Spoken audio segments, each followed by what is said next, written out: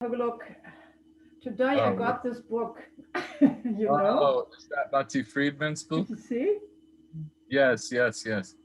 Is that Matti Friedman's book? Yeah, yeah, yeah. Matthew Friedman. Yeah, I didn't read the book. Do you I know read this it. book? Yeah, I thought I mentioned it in the email. I know that he wrote the book. Yeah. Yeah, I thought I mentioned it. Maybe I didn't. I haven't read the book. I read a like it was a summary, I guess, of the book, which I think he wrote in the New York Times. I read a few years ago, and yeah, it's quite a fascinating story.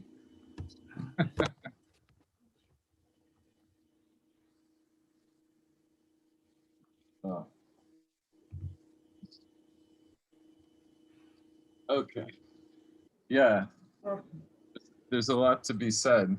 So wait, so I think I told you I spoke once with Rev Breuer. yeah. It's a very, I have a little anecdote. I didn't think I wrote the anecdote. The anecdote was I was going to write Shir Shirim. Yeah. It was the second time I had written Shir Shirim, and the first time I was still here in Israel in the 70s, I think. Hi, Michael. I'm just telling a Hi, hello. Hi, little Michael. anecdote Hi, about sure. Hi. of Mordechai Breuer. So when I was here in the 70s, there were no printed tikkunim of Shir Shirim. And I actually, at the time, I asked Rev Yashiv uh, if it was okay if I copy it from the Koren Tanakh,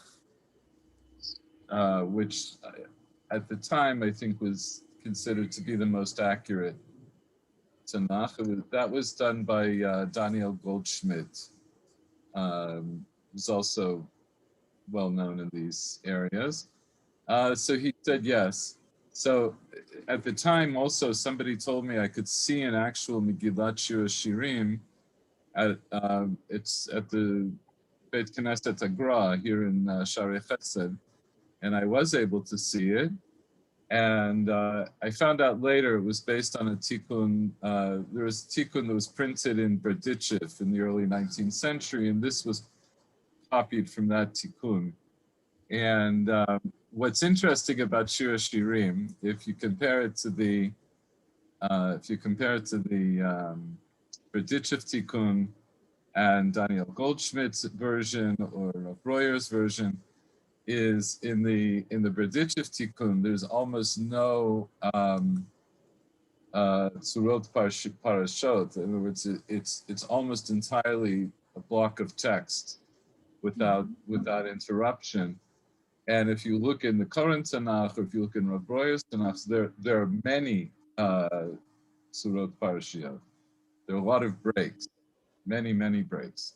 And that's one of the reasons I asked Rav Yashiv, and he said, yes, you can use the Koren Tanakh. So that was in the 70s. And then I was here, I was already living in Israel in the 90s, and somebody asked me to write one again. And by that time, Rav Breuer's, I have the edition that I have now, which is the Masada Rav Kook edition. And there's very slight differences between that and the Koren Tanakh. And so I had heard from someone that Shlomo Zalman Auerbach told his Gabaim in the shul to use Rav Breuer's Torah to correct the meaning. So I thought that was like a haskama from Rav Shlomo Zalman Auerbach, but I didn't know and I wasn't sure. And so I was quite bold and I called up Rav Breuer, and I wasn't really sure how to ask this question about, I if he had but basically I wanted to know, is it true if he had a haskama from Rav Shlomo Zalman? And I couldn't, I can't remember the phrasing of the question, but I wanted to know if he had some other kind of haskama. And his reply to me was, there is no Rav in our generation who knows more than me to give me a haskama.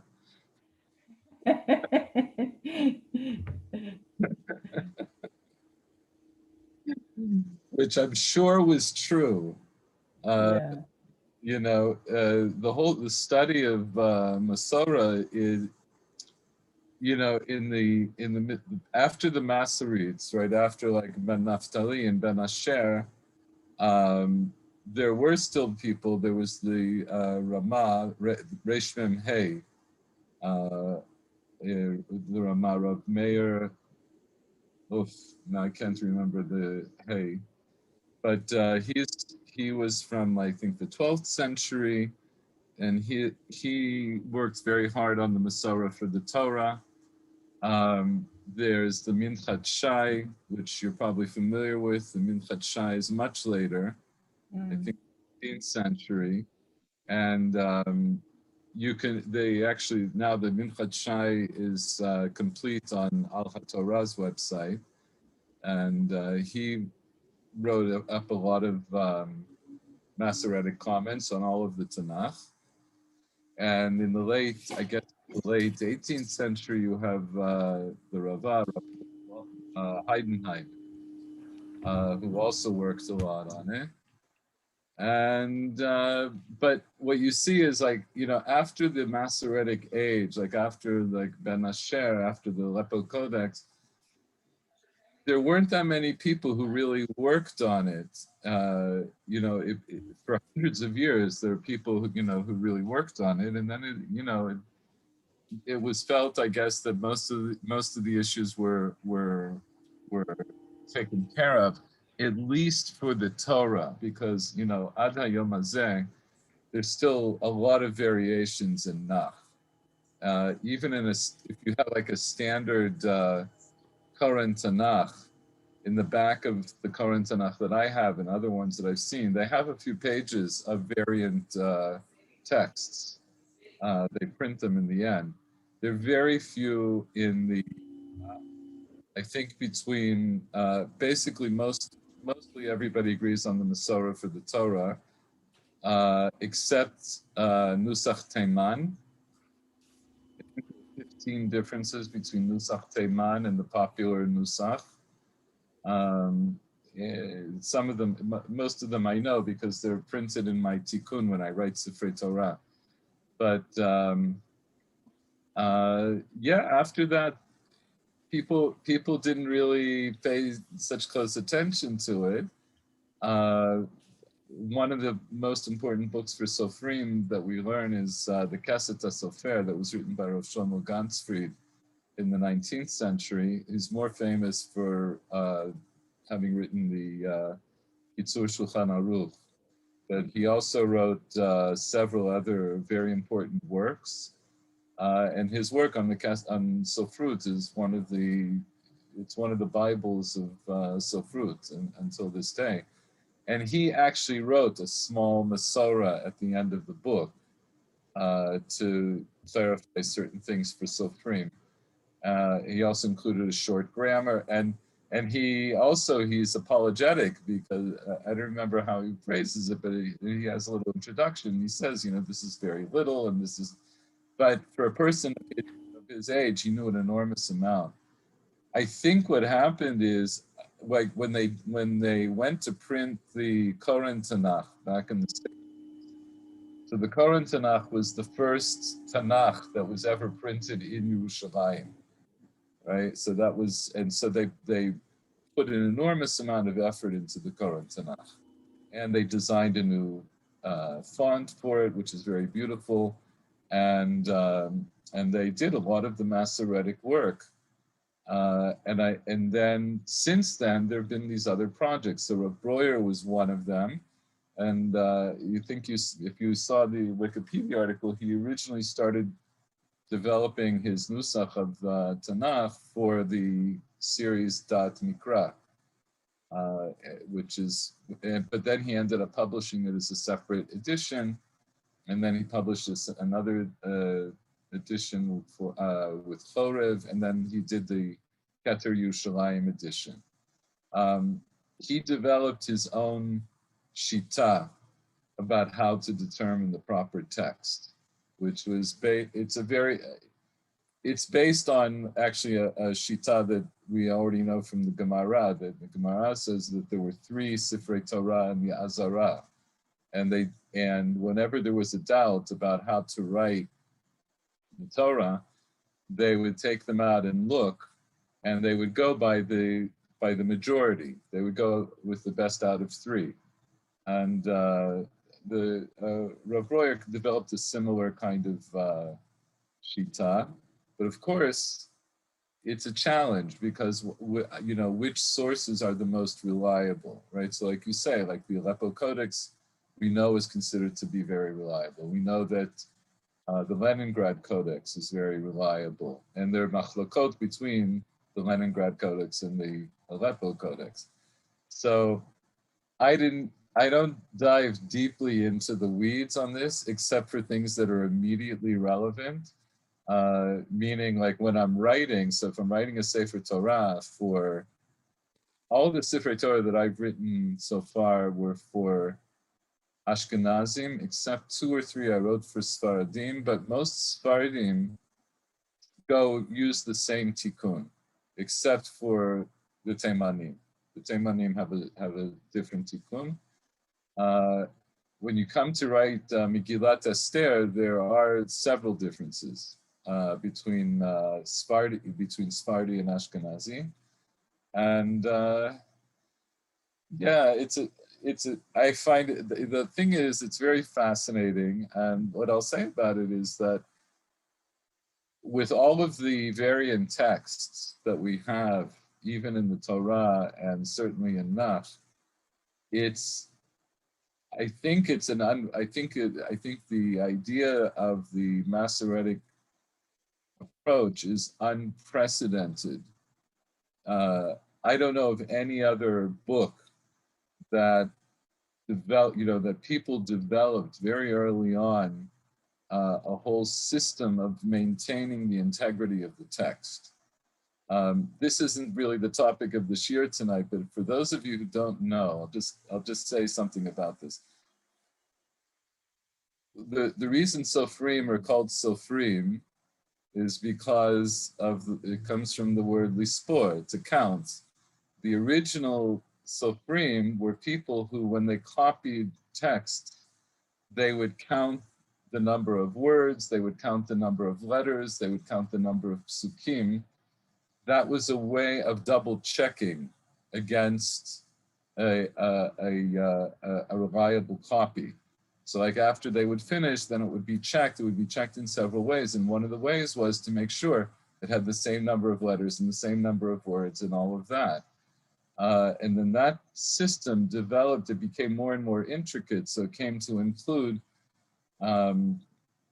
every instance of a particular word. In other words, not just the root of a word, but actual forms of every word. So like, if you have the word like Vayomer, in the Masoretes, as they came to be called, they counted every number, all the number of times that the word Vayomer appeared in Tanakh, and in the Masoretic notes, they would make a note that this word appears so many, X number of times. If you've ever looked at the they don't usually print this in standard Torah, standard Chumashim, but in one of the standard prints of Nach. Hold on, I'll show you because I have a copy.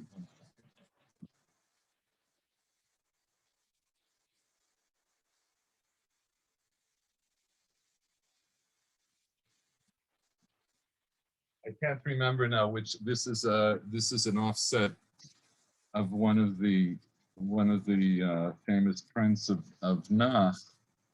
So this is what the page looks like. The text is in the middle. You have like Rashi and so forth. But one of the things that you can see in the in the margins, there are little notes. Sometimes the little notes are just like a Roshei Tevot, or there are numbers. Sometimes it's a number. In other words, it's a letter representing a number. It's telling you how many times that form of that word appears in Tanakh. And in the back of this edition, you have, that's called the Masorah Zuta, or the Masorah Ktana. And in the back of the book, you have the Masorah Rabbah, which goes through everything. Those are just scattered notes. And if you look at some of the older medieval manuscripts of Tanakh, the Sofrim who would write them, they would put in Masoretic notes, often in very creative micrographic ways, because they knew nobody really read them, but they had to put them in.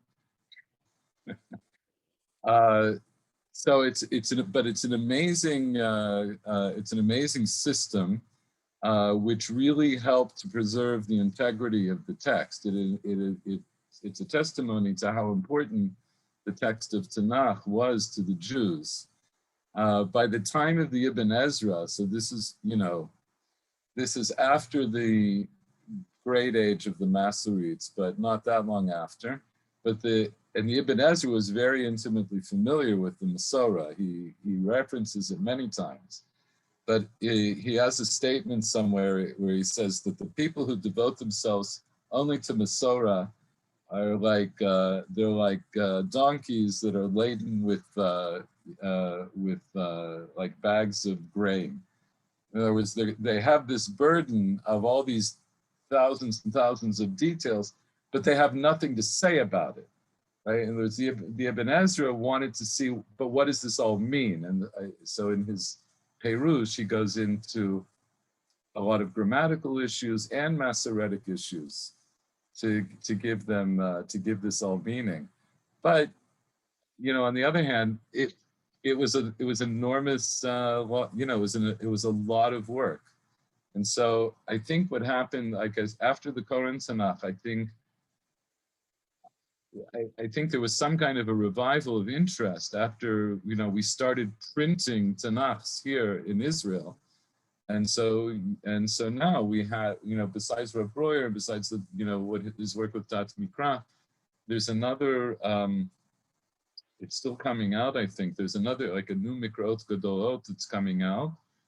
And I can't remember now the person who's doing who's in charge of the text.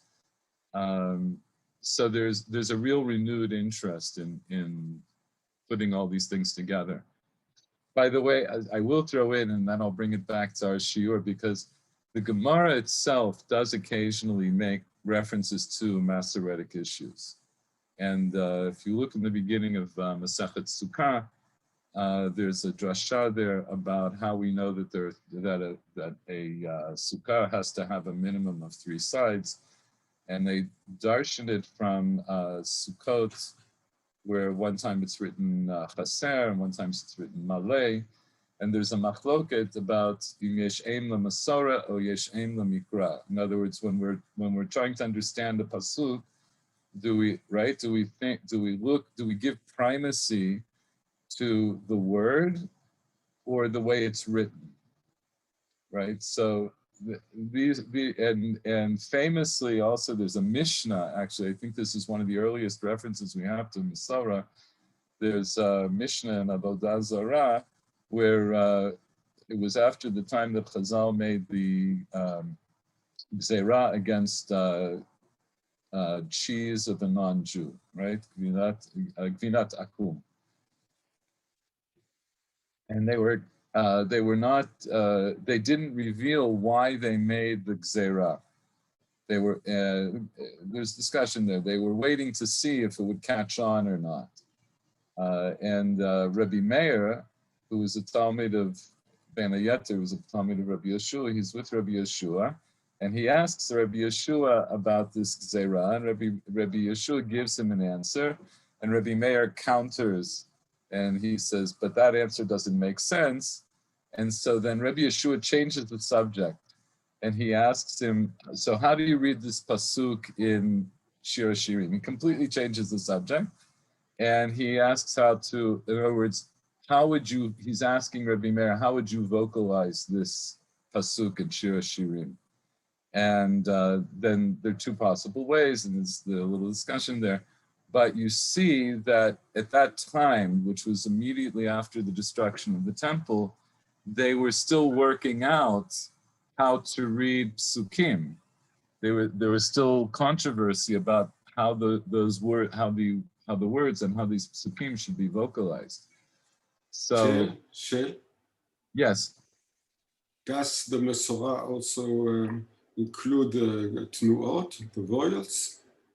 And also ktiv maleh, ktiv chaser, and all those things. Because when you write a Sefer Torah, for you don't use the vowel, you don't need the vowels, and also the maleh and chaser.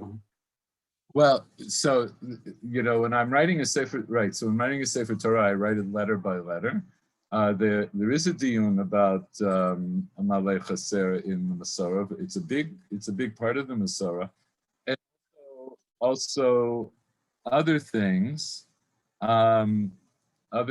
like large letters and small letters, where the breaks for the parashiot are. This big nun that we had in the last parasha, or there's also a small sheet, or I don't know, all kinds of things. Yeah. Mishpatan, the nun of Mishpatan is in the Mesorah. And also it was, in fact, that's a whole section about special letters where we no longer even have a lot of the special letters that were used in that were written into Tanakh. There's the bet of Breshit is always large, right? There's certain things that are muskam. There was also in early Mesorah in the Torah that there's 6 amudim that always begin with particular letters to spell out the words Beit Yud Hey, Bika, Shin Mem Vav, Shema.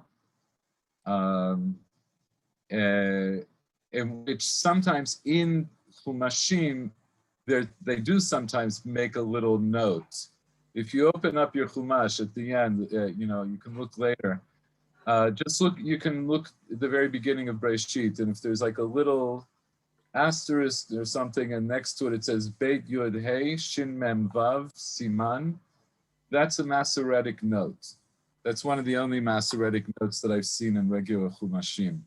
And that indicates that there's certain columns that always have to begin with certain letters. So Bet always, of course, Breshit always begins with Bet. And Yud is the Yud of Yehuda, Ata Yaducha Achecha in Parshat Vayachi in the Berkat Yaakov. The Hey is Habaim Mitzrayma, which is the pasuk that's always at the beginning of the column that has Shirat Hayam. The Shin, there are different traditions about what the Shin is. One of them actually is from Parshat Achrei Mot, and then so on. The Mem is the Mem of Matovu, the Shin Mem Vav, and the Vav is Va'idabach, which is the beginning of the column that has Shirat HaAzinu. And there are some other machlokot about them as well. So those things were preserved. That's all part of the Mesorah. The Simanei Parashiot, like Parshat Ptucha, Parshat Stuma, that's all part of the Mesorah. And there are different versions. Some of the differences between, Michael, thank you. I hope you can stay with us. Michael's internet connection isn't holding up very well, but hopefully you'll hang on. So there's an enormous amount of material, and the Masoretes dealt with it all. I'm just scratching the surface. If you're interested, there's a good. I haven't looked in the Wikipedia, but in the Jewish Encyclopedia, which is online. there's a good introduction to Masorah, and then there's a more expansive one in Encyclopedia Judaica, but that's not available for free online. I happen to have a copy in my home, but those are good introductions to Masorah. It's a fascinating thing how we Jews are so hung up on all these details. But like I say, I think it indicates something really important. By the way, one other thing about Chaser Maleh, there's a Gemara about Chaser Maleh in Masechet Kiddushin, where I can't remember who, maybe Abaye asks Rav Yosef what the middle word of the Torah is. So he says, I don't know, let's check. And they take out a Torah and they actually count until they figure out what the middle word of the Torah is. And then he says, so what's the middle letter of the Torah? Paresh Parash or something like this. The middle letter, the middle word, I think, is the word Gachon. And the Masorah, in the word Gachon, the Vav is a large Vav. Then he asks Rav Yosef what the middle letter is, and he says, we don't know what the middle letter is, because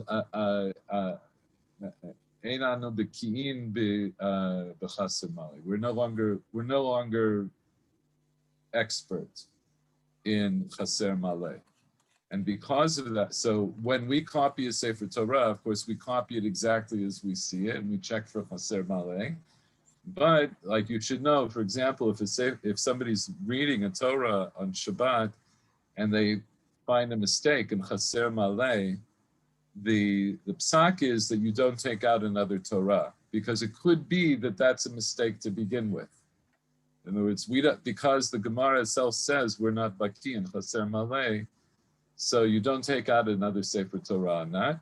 And in fact, there's a tshuva that says that, I think it's a tshuva of the Radvaz. He was asked why we don't make a bracha on ktivat Sefer Torah, right? It's a mitzvah to write a Sefer Torah, but why don't we make a bracha? Like if you write a Sefer Torah, you should make a bracha on ktivat Sefer Torah. And his answer is that, I can't remember now, it's either the Radvaz or the Chatam Sofer, they say because we're no longer baki in Chaser Maleh, it would be a safek bracha, and a safek bracha lahakel, so we don't say it. Which is quite an interesting answer. Anyway, so that was a little riff on Masorah, not immediately pertinent, but you never know when it'll come up. So let's get started for today. So today we're going back to Yoma, but hang on a second. Why isn't it letting me share? Let's try this.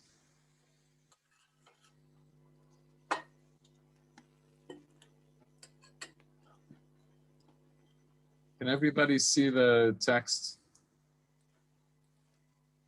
Is the text visible? Yeah, the text should be. Okay. Mishnah Yoma Perek Shlishi.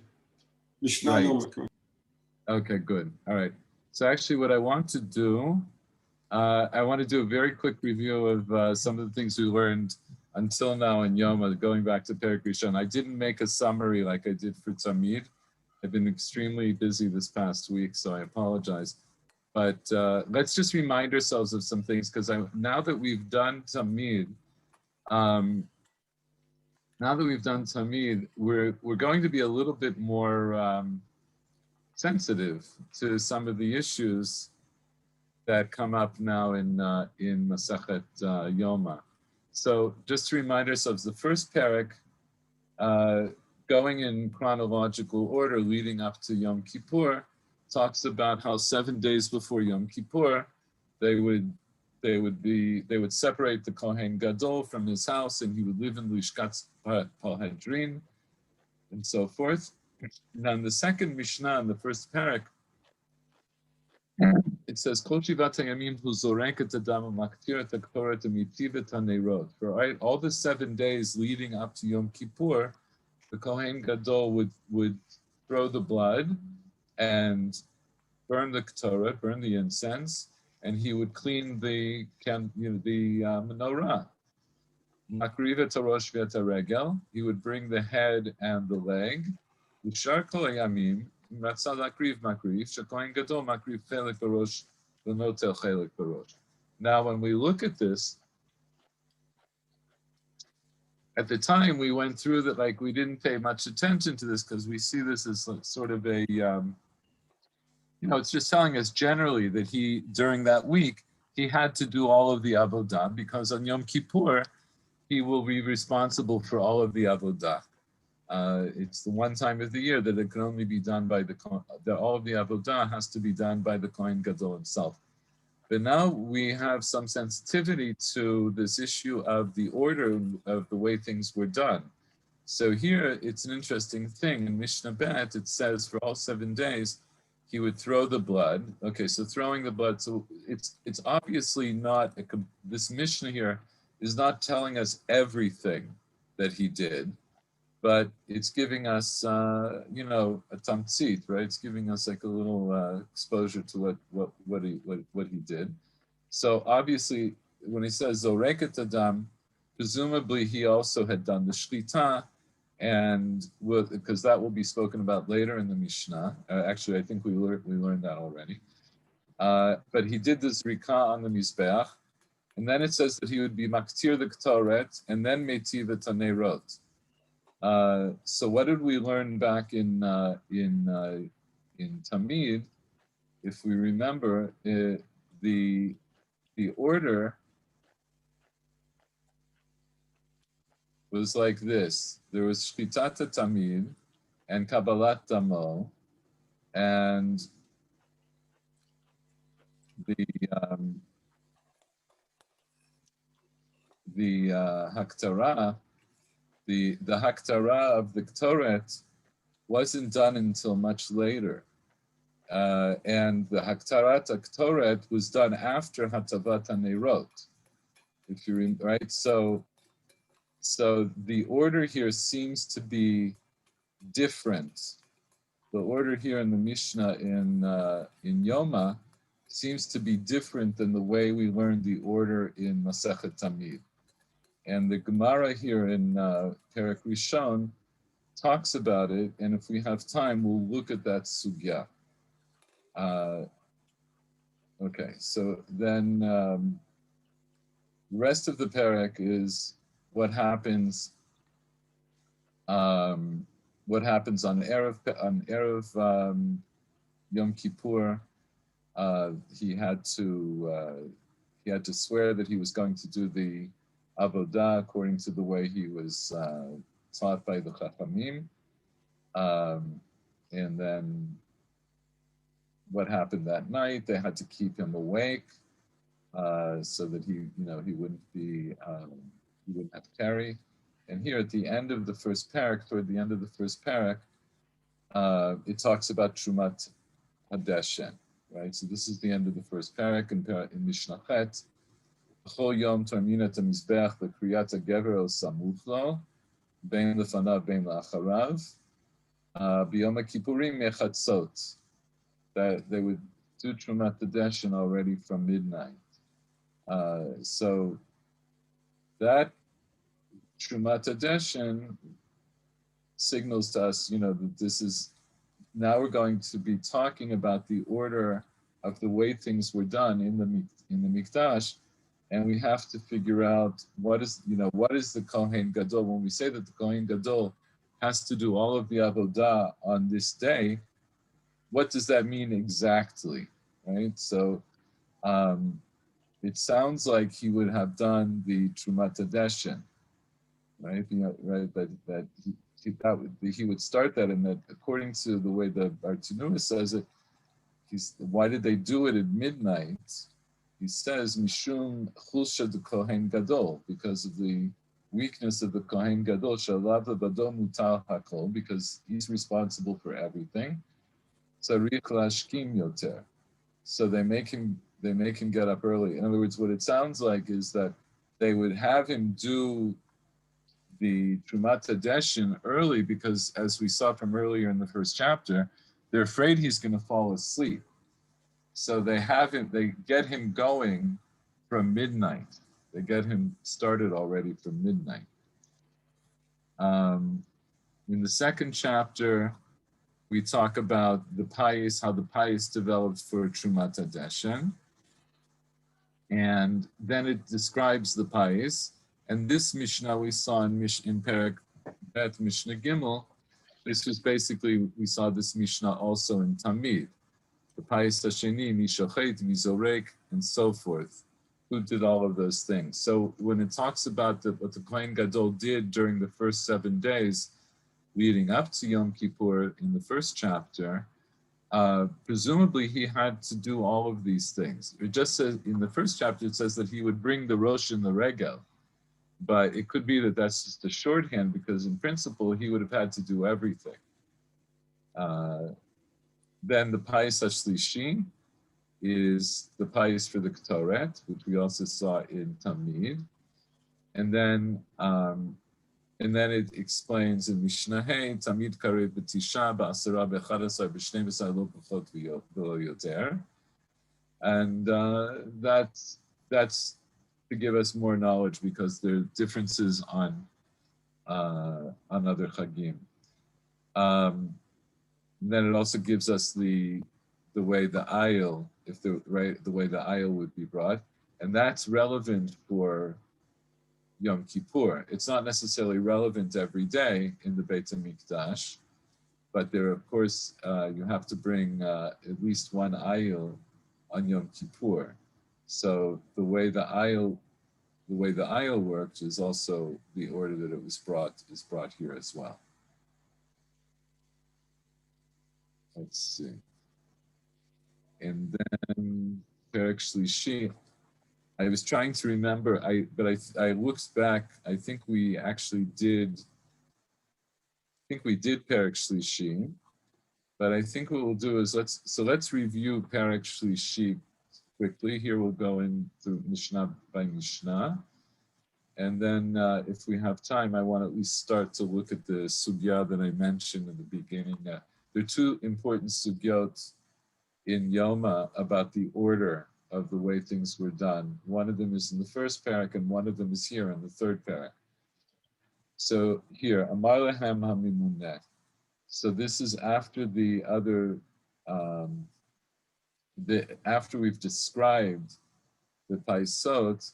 Now it starts here with Amar lehem hamimuneh, what actually would happen on a regular day in the Beit HaMikdash. So the Mimunah would say, Tzuru u'im higia zman hashchita, go and see if the time of Shchita came. Im higia haroeh omer barkai, and Matitya ben Shmuel omer he'ir pnei kol mizrach ad shebechevron, v'hu omer hey.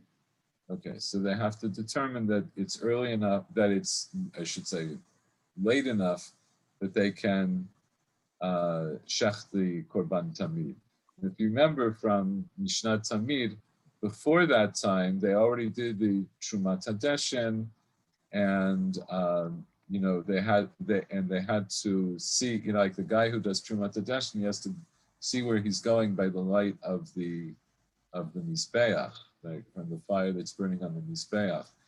But by this time there's some light, and everybody's just waiting to see if it's going to be time to get the Korban Tamid rolling.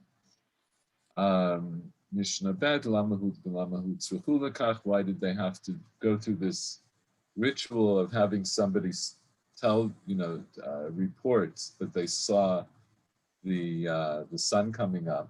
Shepamim achat ala ma'or halavana v'dimu she'ir mizrach v'shachatu et tamid v'otziu l'beit ha'srifa.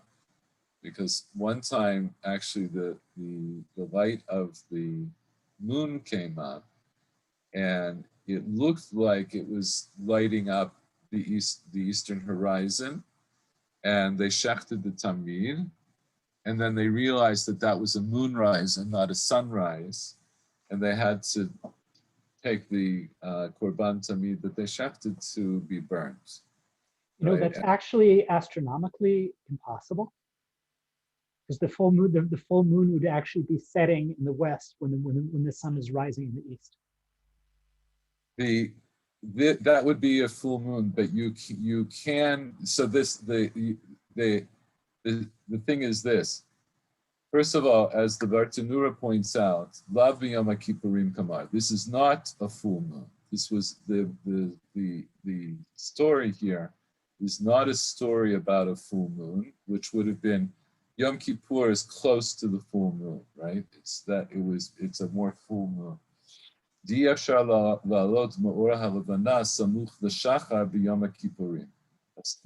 moon cannot rise close to the time of sunrise on Yom Kippur, Shuhu B'Shlish HaChodesh, that's a third of the way through the month. Ela B'Sof Echad Min HaChadashim, it was at the end of one of the months, Kishehalavana Ola Samuch La'alot HaShachar Eiraze HaTa'ut. That there is, toward the end of the month, possibility that it happens. The moon rises close to the time. It'll be before the time, but it'll be close to the time that one might expect sunrise. Remember, they don't have watches. They're just looking at the eastern horizon. So it's possible there would be enough moonlight, and perhaps I'm also thinking maybe it was like a foggy time, so the light would disperse, and it would look like it's light that's coming up from the horizon from the sun. Right, but because this did happen, and they were worried that even on Yom Kippur, maybe they would make some kind of a mistake like this. So they instituted this ritual of having somebody go up and verify that they actually see sunrise, and then making sure, according to the Matitya ben Shmuel, that they could even see the sunrise all the way to Hebron. But it is astronomically possible that you could have a moonrise toward the end of the month that one could possibly mistake as an early sunrise. Let's see. Horidu Kohen Gadol Beit HaTfilah. Okay, so the first Mishnah and a half was also a Mishnah that we saw in Tamid. But now, beginning here in the second part of Mishnah Bet, the Mishnah is now integrating the Seder Hayom that was done on Yom Kippurim. So after it was determined that Zman HaShlita had come, Horidu Kohen Gadol LeBeit HaTfilah. They would take the Kohen and bring him down to where, to Tavel, in the mikveh. Zeh HaKlal Aya B'Mikdash. This was a general rule in the Mikdash. Kol HaMeisech Et Raglav Ta'un Tfilah, V'chol HaMetil Mayim Ta'un Kiddush Yadayim V'Raglayim. Right? Anybody who urinated in the Mikdash, while they were doing their duty in the Mikdash, they had to tavel.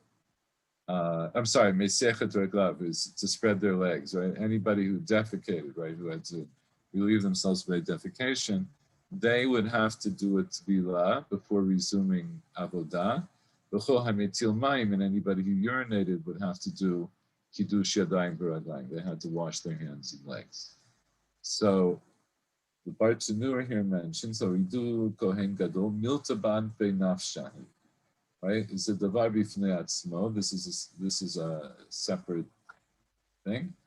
V'hashtem hader lahad tanin la'el ad Hebron v'hu omer. Right. So in other words, now it's going back to this part here when they determined that the shachar was coming up. V'achar sheheshiv harahen hayu moridin kohen gadol lebeit hatfilah. He had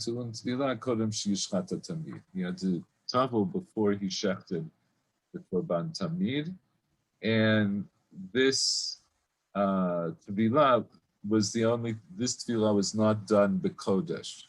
It was done before he would have come into the Beit HaMikdash. I think in one of the previous shiurim I showed you there was a mikveh just outside one of the entrances to the Azara on the southern side. And that's where he would tavel.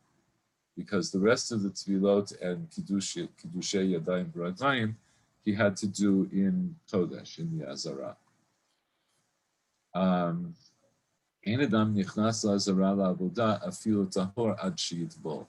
So here also the Mishnah is digressing on this point to say, aside from from the Kohen Gadol, who had to do the tefillah before he shachted the Korban Tamid, and aside from people who had to relieve themselves, nobody was allowed to come into the Azara to do service.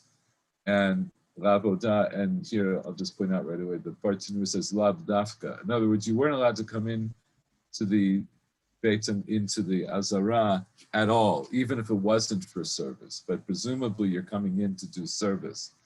But anybody coming into the Azara, even if they were tahor, in other words, if they had no known tumot, they still had to tovel first. Ad sheyitbol.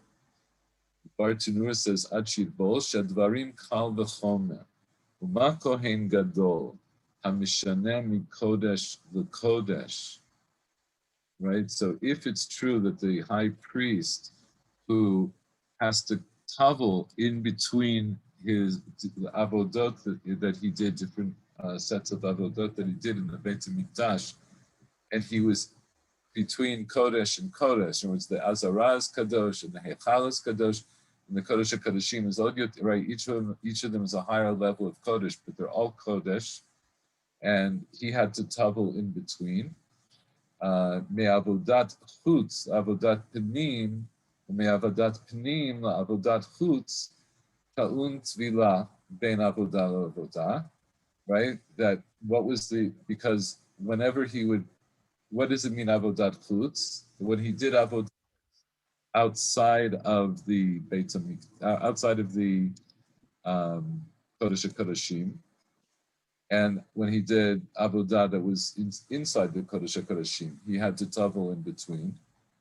Ta'un tvila ben avodah la'avodah. Zeh haba mi beito shuhu mechol lekodesh lo kol sheken shetalun tvila. Right. So somebody who's just coming in to the Beit HaMikdash, even if he has no knowledge of any tumah, he still has to tavel. What exactly is the Kal V'chomer here? Why do we need what is the Kal V'chomer explaining to us? Or I put it differently, what's the proof from the Kohen Gadol? Kohen Gadol has to tavel ben Kodesh l'Kodesh, right? Ben avodah pnim l'avodah chutz. So how does that inform me about somebody who's coming into the Azara from outside of the Azara? Well, I mean, if the Kohen Gadol, who's coming from the place of most absolute purity, needs to tovel before going out to Kodesh, then Kal V'chomer, somebody who's coming from a place of lesser purity, would have to, and who's not presumably on the same level of purity as Kohen Gadol, would have to tovel. Yeah, basically right. In other words, that Zehabami Beito Shuhu Mechol, right? So the Kohen Gadol has to do Tevilah between different levels of Kedusha, right? So, because you might have thought once he does Tevilah for Kodesh, it should be for all Kodesh, for Kodesh Kodashim. But no, we see that actually he has to tavel in between these avodot when he goes in and when he comes out. And so all the more so if you're coming from Chol altogether, so if you're coming from outside of the Beit HaMikdash, then obviously you would have to tavel. And what's the point? Again, even because just like the Kohen Gadol obviously has right? He's obviously not Tameh. We know that he's not Tameh. But nonetheless, the Torah obligates him to tavel between Kodesh and Kodesh. So all the more so for a person who's coming in from Chol, even if we have no reason to believe that they're Tameh. So the idea, what you get out of that is that this Tvilah of coming into the Beit HaMikdash, of course it's for purity, but it's not, in other words, it's for Tahara, but it's not Tahara in this conventional sense that there's such a thing as Tumah and there's Tahara, and if you're Tameh, you can't come into the Beit HaMikdash. But even if you're Tahor, you can't come into the Beit HaMikdash unless you do Tvilah. So the Tvilah is doing something beyond just making somebody Tahor. It's a Hachshara that you have to do. It's a preparation that one must do. It just in order to come into the Beit HaMikdash. So quick question. I'm wondering if the fact that the Kohen Gadol has to do Tahara, has to toivel, even when he's coming from the Kodesh HaKodeshim, or maybe especially if he's coming from the Kodesh HaKodeshim into the Kodesh. I'm wondering if this might say something about the nature of Tuma and a relation between Tuma and Kedusha. And remembering here, there's a comment by, I can't remember if it's Clifford Geertz or Mary Douglas, who said that impurity or pollution is matter out of place. That in some sense, Tuma it does not mean a lack of Kedusha or lesser Kedusha, but rather it means that, it's maybe it can be also Kedusha out of place. It could do a kind of Kedusha, like in some sense, the Kohen Gadol is bringing a degree or a kind of Kedusha that belongs in the Kodesh Kodeshim and only in the Kodesh Kodeshim to a space where it doesn't belong. And therefore it becomes Tuma. Well, or maybe not Tuma per se, but maybe not Kedusha. Well, you're raising a really interesting point, and we'll come back to this. We'll come back to this toward the end of chapter 7. So I'm gonna leave it a little bit, I think, until then. But and also, there's the Breita that's the end of Masechet Sota. The very end of Masechet Sota, there's a famous Breita which served as the basis for the Mesilat Yesharim about different levels of things that people go to the Nikiyut Mivyale Lidei Tahara and Zrizu. I don't remember the whole thing, but you're raising an interesting point about. I'll put it this way: the question here is there? What is this Tevila accomplishing? Is this somehow, it would seem to be it's related to Kedusha, and what's the relationship then between Tahara and Kedusha? What exactly is that relationship? So that's a very good subject, which hopefully more of that will get fleshed out as we go through. Let's continue. Chamesh Tvilot va'asara kiddushin povel kohen gadol mekadesh bo bayom. So on this day, the Kohen Gadol was going to do 5 tvilot in the mikvah, and he would have to wash his hands and legs 10 times. Uchulan bekodesh al beit parva. All of them were in Kodesh, and it was in the Azara at Beit Parva, or literally on Beit Parva. It was apparently a mikvah on Beit Parva. Chutz mizu bilvad, except for this one. Chutz mizu harishona, she'ayta b'chol gabei shar hamayim, v'tzad lishkato hayta. Right, so this first one that we mentioned that he had to tavel, as we said, he had to tavel near Shar Hamayim, which is one of the Sha'arim in the south of the Azara. And right, because he couldn't enter, as we see from this Mishnah, so he couldn't go in to start to do the avodah before he taveled. Once he was in the Azara, he didn't leave the Azara, and he would do all the other tvilot, and of course the kiddushay yadayim v'raglayim he would do in the Azara. Parsus Sadin, so in Mishnah Dalet, Parsusadin shel boots beino levein ha'am. So they would put up a drape of fine linen between him and the people. Hashat, Yarad, V'taval, Alav, Nistapeg. So he would then, behind this curtain, he would take off his clothes, he would go down and tavel, and then he would come back up and dry himself off, or be dried off. Heviu lo bigdei zahav. And then they would bring to him the bigdei zahav. V'lavash v'kidesh yadav raglav. And he would put on the bigdei zahav, and then he would wash his hands and his legs. By the way, how we know that he has to do 5 tevilot and 10 kidushei yadayim v'raglayim, the Gemara learns that out, and we may eventually look at that. But in the meantime, as we're going through the Mishnah, let's keep track. So far he's done 1 tevilah and 1 kiddush yadayim v'raglayim.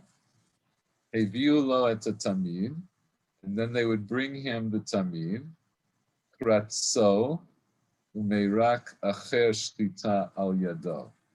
So he would do kritza.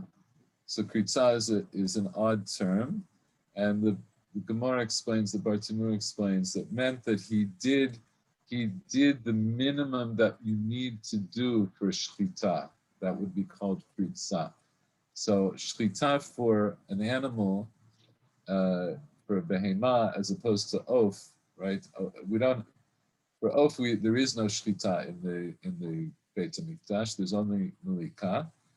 And for an animal, you have to cut most of the windpipe and the jugular vein.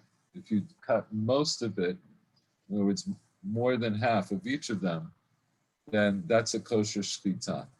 So he would do the kritza, in other words, he would do the minimum because he has to do the avodah. That's the avodah.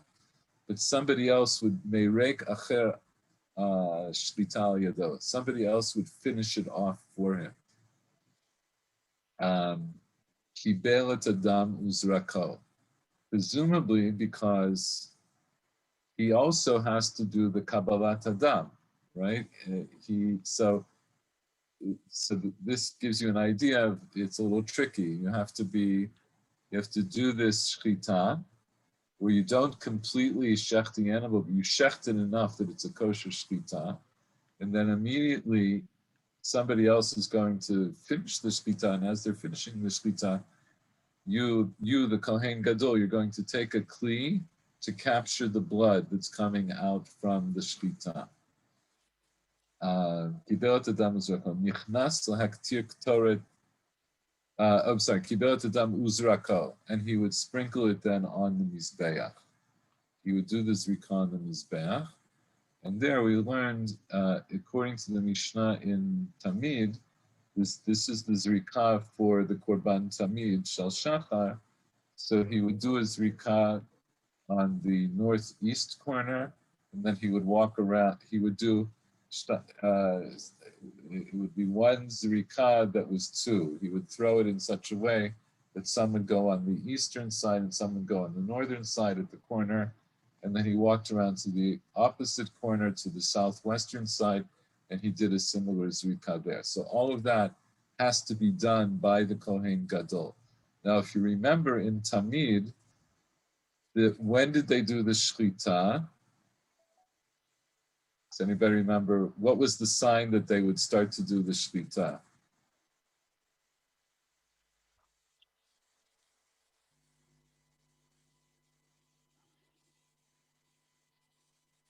So it's okay. I'm not really testing you, but it's if you remember, the people who won the prize for the Ktoret, for the Hatabat Mizbeach HaPnimi and Hatabat HaNeirot, they went through this process of going into the Heichal, right? By going through the Pishpesh Hatzvoni, they would go and open the door, and they would go in, and then they would open the Sha'ar, and when they heard the Sha'ar being open, when they heard the gate of the Heichal being open, that was the sign for the Kohen who was doing the Shchita to do the Shchita. So here, So there was a simultaneity that was taking place on a regular day, that when the Kohen was doing the shchita of the Tamid and starting that process, these other people were going in and getting ready to clean the Mizbeach HaPnimi and to clean the first Neirot of the menorah. Obviously, the Kohen Gadol can't do these things simultaneously, right? So the order that he's doing them is what's being mentioned here, that he shechts the animal, and the Kabbalah and the Zrika has to be done immediately, right? That has to be done, because otherwise if you lose the blood, you can't use it. So after he would do that, nichnas lahaktir ktoret shel shachar, ulahetiv et hanerot, ulhakriv et harosh v'et ha'evarim v'et hachavitim v'et hayayin. So after that, he would go into the heichal to be maktir ktoret. The ayat is ktoret shel shachar, obviously. Ulahetiv et hanerot. And here in the Mishnah, it doesn't divide up the order. He doesn't divide up the way the Mishnah and Tamid told us that they would do the Hatavat Neirot on a daily basis, right? Because the way the Mishnah Tamid says that you would be Metiv Chamesh Neirot, right? If the two easternmost Neirot were still lit, then you would be Metiv Chamesh Neirot. Here it seems to be either skipping that, or again it has to do with maybe we have to ask ourselves, is this the same order? But it also says nichnas haktir ktoret. So the haktarat ktoret, if we remind ourselves, at this point in Tamid,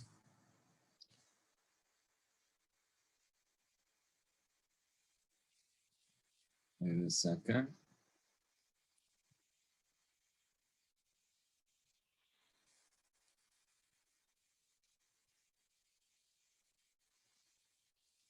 See, if we remind ourselves, this is in the end of the third parak in Tamid.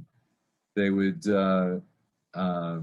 right? They would bring the sheep from Lishkat Tlaim to the place where it's going to be slaughtered. Then the people who were going to do Dishun Mizbeach HaPnimi and Dishun HaMenorah go into the Heichal, and that was a signal to do the Shlita.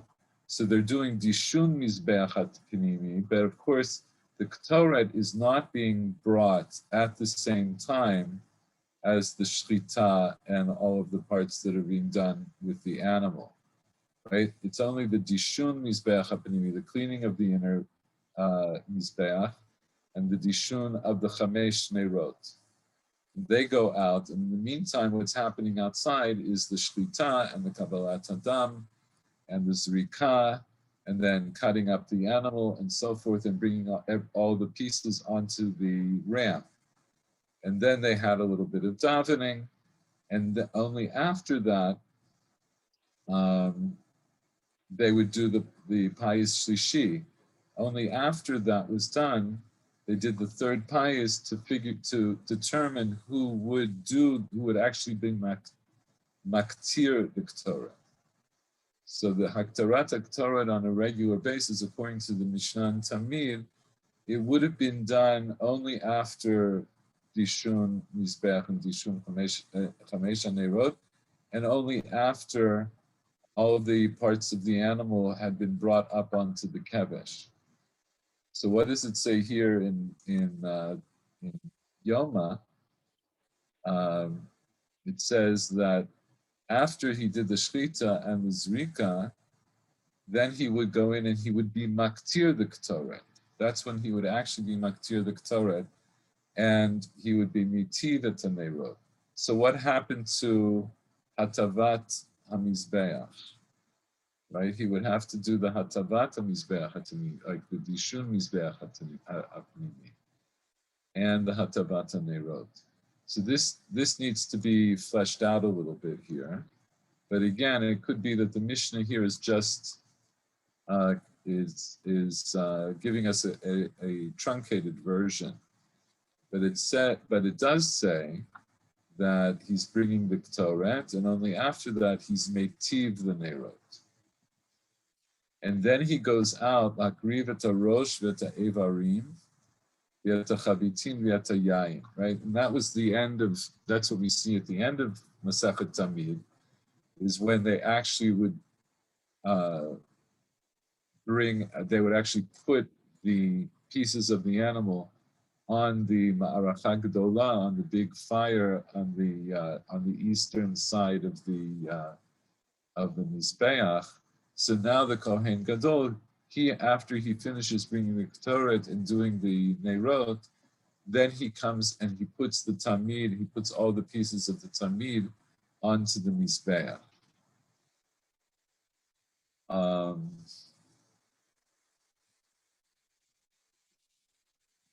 Let's look at the Shell. Yes. There's something which is very strange to me.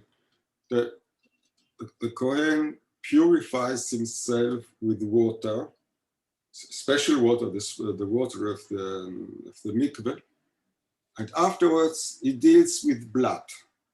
He kills, he bleeds.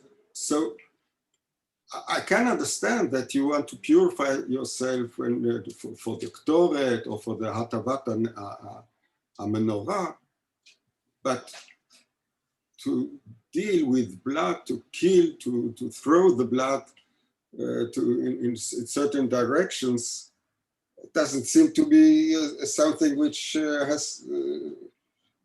look, there are other occasions where the blood is not pure, where you have to purify yourself after the blood. Okay, so when would you have to purify yourself after blood? No, not me, but... No, but you're raising, no, there are times. Yes, maybe for I don't know, I can think about the periods, but for a man, there should also be some occasions, I don't know. So look, the thing is this: when you do a shchita kshera, the blood is not tameh and it's not mitameh. If you have blood from a nevela, then that could be mitameh, or blood from a dead person. Certain blood from a dead person is mitameh. So it's not that blood is inherently tameh. Blood is not inherently tameh. When you do a kosher shchita, all other things being equal, the blood is tahor. It has to be tahor in order to put it onto the mizbeach. So when he shechs the korban tamid, he's not tameh. The blood does not make him tameh. And in fact, what we see is you're raising an interesting point. It's something I think that we should bear in mind. For a modern person, it's you wouldn't feel like that, yes. It seems incongruous. Right? It doesn't seem to fit. But in the world of the Mikdash, in the world of Tumah and Tahara, some blood is tameh and in mitameh can make other things tameh, and some blood is tahor. I think we've mentioned before when we talk about blood. When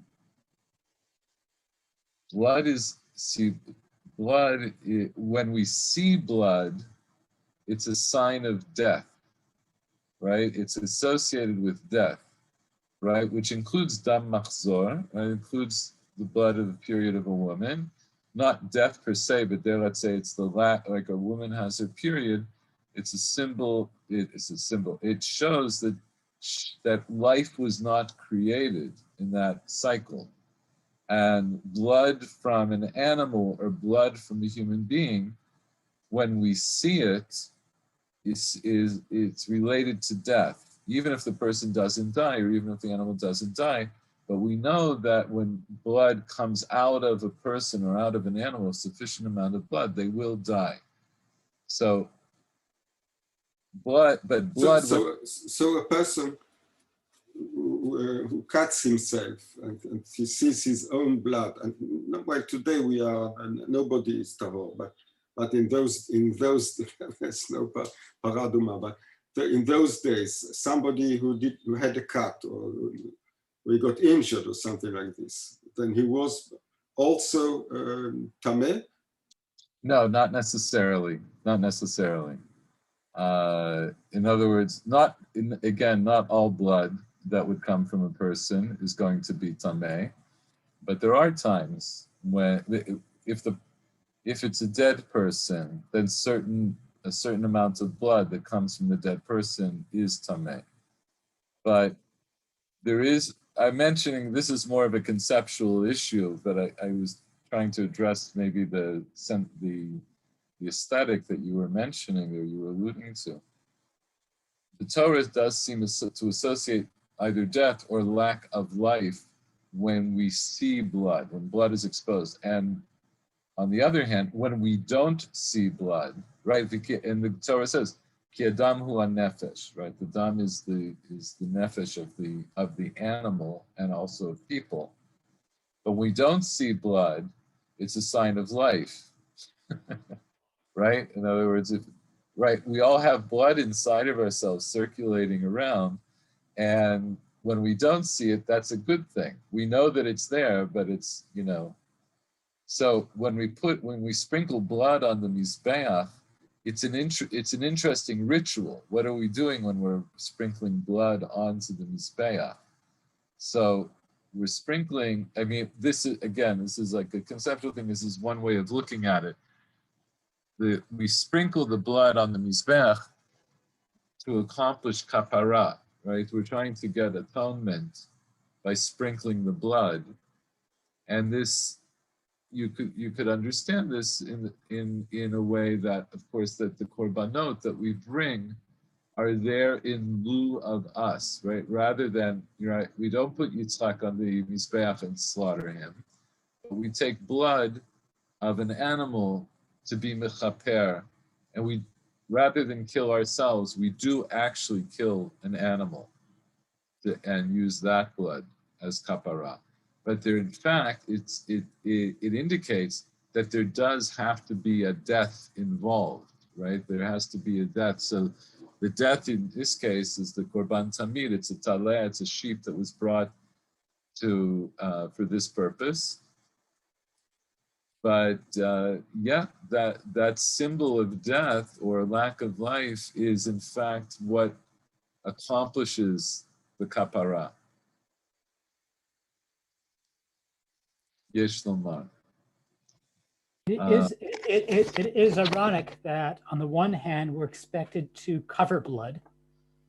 If we do a field shchita, as it were, we're expected to actually, we're expected to cover the blood. We're expected to put blood over the earth, but then blood also accomplishes kapara. Yeah, I'm not sure if it's ironic. I think that ironic's the wrong word, but that there seems to be a relationship. Yeah, right. In other words, we cover the blood when if you shech the chaya, right, then you have to cover its blood. And the idea is, like you're saying, the idea is that if you're shechting a chaya, a wild animal, a non-domesticated animal, it's going to be out in the field somewhere, and you still have to show respect for the blood. If you one can argue before you get to, especially before you get to Sefer Devarim, there is an idea. This is actually a machloket in the Gemara about this a little bit, but there's an idea that all of the meat that one would eat would have to first be brought as some kind of a korban in the mikdash, right? It's only later on in Parshat Re'eh that the Torah gives an explicit heter that you can have meat outside of the mikdash. But if we go with, let's say, maybe there's a pristine ideal that all meat that you're going to eat has to be first shechted and the blood be sprinkled on the mizbeach. So that's one way of showing respect for the blood, which is respect, it's a recognition that you have killed an animal, and that the purpose of that blood, which represented the life of the animal, is now going to come in lieu of you to be a kapara on the mizbeach. Since you can't do that with a chaya, right? Because you don't bring a chaya as a korban into the Beit HaMikdash, you still have to show respect for the blood life of that animal, and you do it by burying it, the same way you would bury a dead body. So yes, I think there is a clear relationship. The way blood is handled in regard to shechita is very deliberate.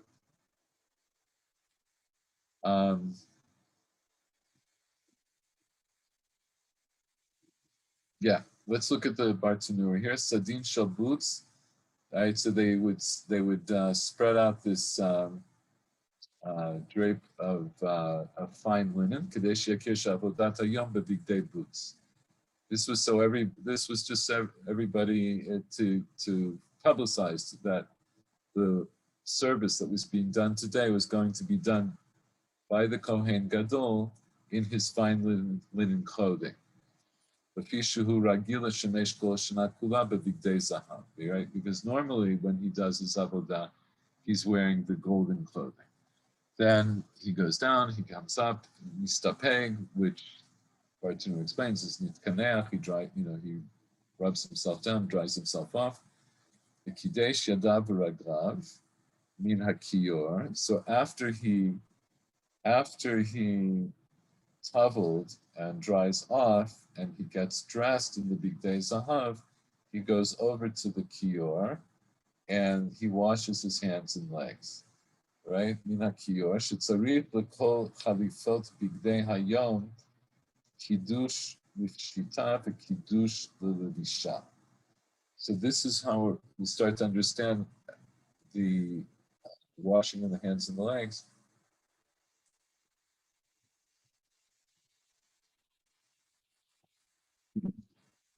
Excuse me. Every time he changes his clothes on this day, he has to wash his hands and legs before for each time he takes his clothes off, and he has to wash them again when he gets dressed. Tvilah Rishona Zu. So this first tvilah, Shapshita shel bigdei cholhi, lo hutzrach kiddush yadayim v'raglayim al hapshita.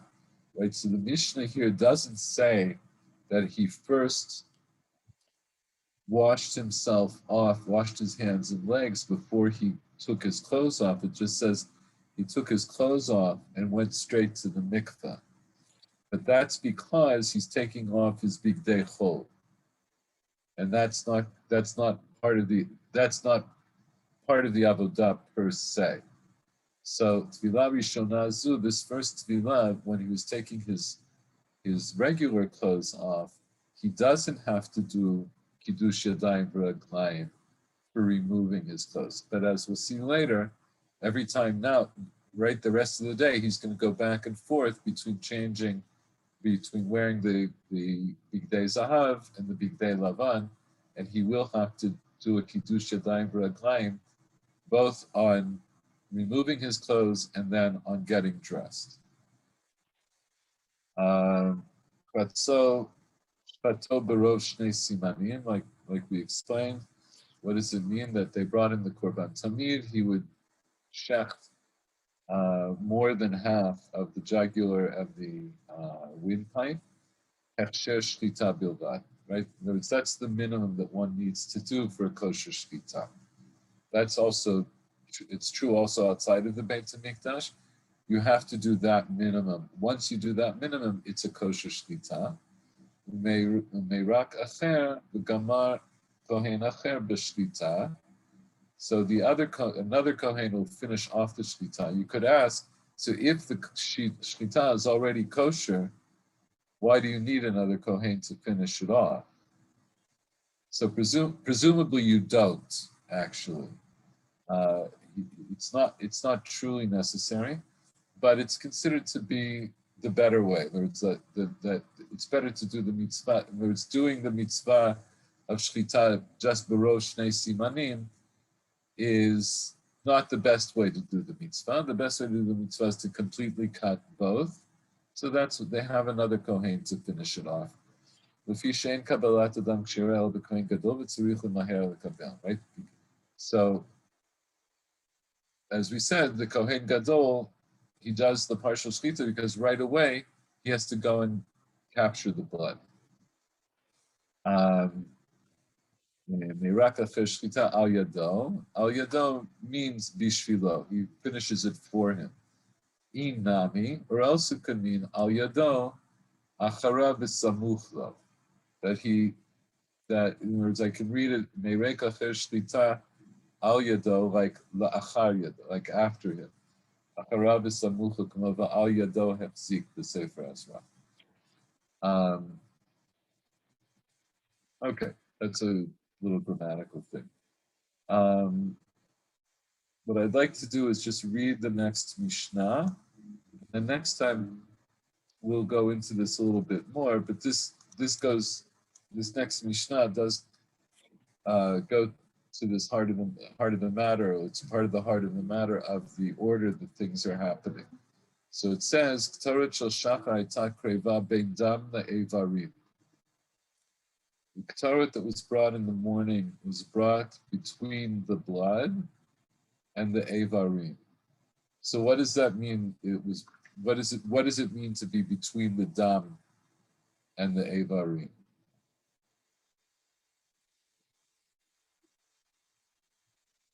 Between the collection of the blood and bring the limbs to the kevis, no?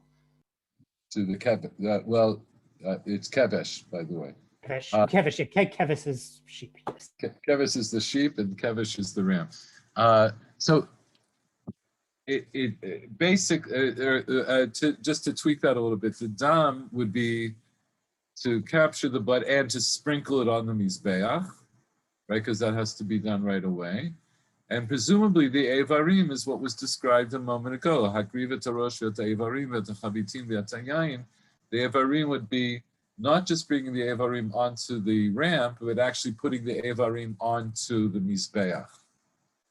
So the K'toret in the morning had to be brought from after the blood was sprinkled onto the corners of the mizbeach, and before all of the evarim are put onto the mizbeach. Shel bein ha'arbaim, the K'toret of bein ha'arbaim, which we have not yet spoken about, right? That K'toret has to also be brought at the end of the day or toward the end of the day. There, it's bein evarim l'nisachim. It's between the evarim going onto the mizbeach and the libations that were put onto the mizbeach. Imaya kohen gadol zaken. Okay, actually, this second part here is a separate Mishnah, but I'll just read it. Imaya kohen gadol zaken o istanis mechamin lo chamin mitilin letoch hatzonein kedei shetafug tzinatan. So if the kohen gadol was old or he was frail, they would warm up water and they would put it into the cold water, it's the cold water of the mikvah, to take off some of the coldness. So we'll talk more about that next time. I think for now, let's just look at the Bartanur here and then we'll leave this other part for next time. Bein dam le'evarim. So the Bartanur says, lav dafka. That's not necessarily the case. Dahatanan la'el, v'kibel et adam uzrako, nichnas lahaktir ketoret, uhetiv et hanerot, u'akriv et rosh v'et evarim. Alma hayta ketoret kreva bein dam l'nerot, u'lo bein dam le'evarim. Well, technically, it's bein dam le'evarim, but what does it say? The Mishnah told us that after the blood was thrown, he would go. The next thing he would do would be to bring the ketoret and to metivat hanerot, and then to bring the evarim onto the mizbeach. So really, technically, when was the Ketorah done? It was done between the Dam and the Neirot.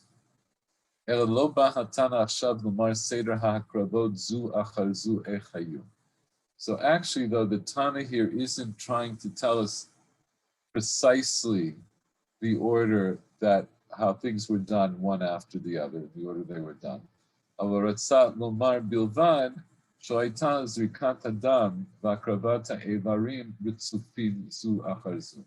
The main point the Bartenura says that the Tana wants to get across is that the limbs of the animal were not immediately put onto the Mizbeach after the blood was sprinkled onto the Mizbeach, that there were other things that happened between point A, the Dam, and the last point, which would be the Evarim.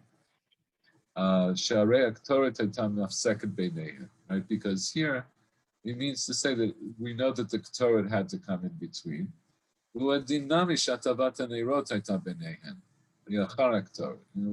It's also true that there was another thing that was between the Dam and the Evarim, besides the Ktoret, and that would be Atavat Neirot, that was after the Ktoret, Kodam Hakravat Evarim. All right. This is where we'll stop for now. We'll pick up on this next time and continue on. But okay, any questions or comments? No. Okay. So we'll see you next week, God willing. I mentioned that we might, about a possibility of doing a special shiur before Tisha B'Av. How do you feel about that? Would you like to do that? I can make next week about Tisha B'Av. Sounds good. Yeah? Okay. So I'm really busy in the next couple of days, but I'm going to try to send some sources before the next shiur. And I think what we'll do, this will maybe not focus on the Mishnah, but in fact focus on this issue of understanding the history of the last years of that led up to the final destruction of Bayit Rishon. And so we'll look at the end of Melachim Bet, and we'll look in Yirmiyahu, and look somewhat in there's a little bit in Yeshayahu maybe, and in Divrei HaYamim. So I'll try to prepare the sources beforehand. Okay, so have a good rest of your week. Okay. Thank you. Good night. Bye-bye.